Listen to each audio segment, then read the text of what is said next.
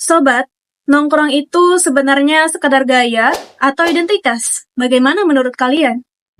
Jadi, nongkrong itu merupakan aktivitas yang sering diremehkan karena disebut malas, tidak produktif. Tapi, benarkah semudah itu maknanya dibuang? Sebenarnya gue pernah mikir gini sih, kenapa ya kita suka banget nongkrong? Kadang cuma duduk doang, ngopi, nggak ngapa-ngapain, tapi justru di situ kita ngerasa nyambung sama orang-orang.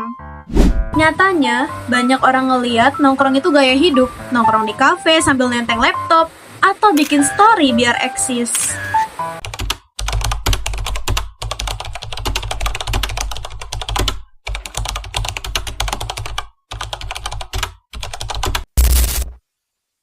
Oke guys, let me explain.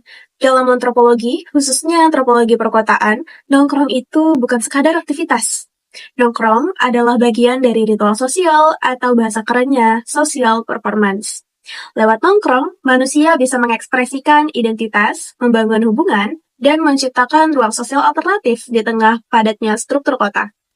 Ada satu konsep penting di sini, yakni ruang sosial. Istilah ini dikembangkan oleh sosiolog seperti Henry yang menyebut bahwa ruang itu bukan cuma fisik, tapi juga sosial. Artinya, ruang diciptakan untuk interaksi manusia yang ada di dalamnya.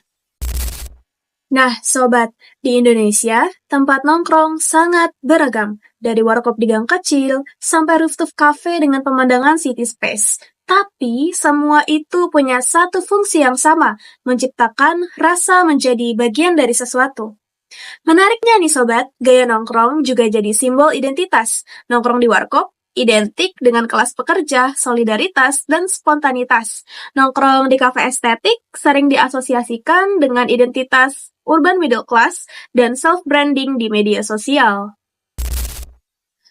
Teori lain yang bisa kita lihat adalah dari Erving Goffman tentang presentation of self. Dalam kehidupan sosial, manusia selalu menampilkan dirinya seolah sedang di atas panggung. Nah, tempat nongkrong itu adalah panggung itu sendiri. Lokasi, cara berpakaian, topik obrolan, semua jadi bagian dari strategi sosial untuk menunjukkan siapa kita. Jadi, ketika seseorang bilang dia anak Jaksel, misalnya ya, itu bukan cuma soal geografi, tapi juga gaya hidup, preferensi budaya, dan bahkan preferensi tempat nongkrong nih teman-teman. So, semoga kalian paham bahwa nongkrong itu identitas, bukan hanya soal minum kopi atau duduk lama, tapi tentang bagaimana kita melihat diri kita sendiri dan bagaimana kita ingin dilihat oleh orang lain. Kalau kamu, tempat nongkrong favoritmu mencerminkan kamu yang seperti apa?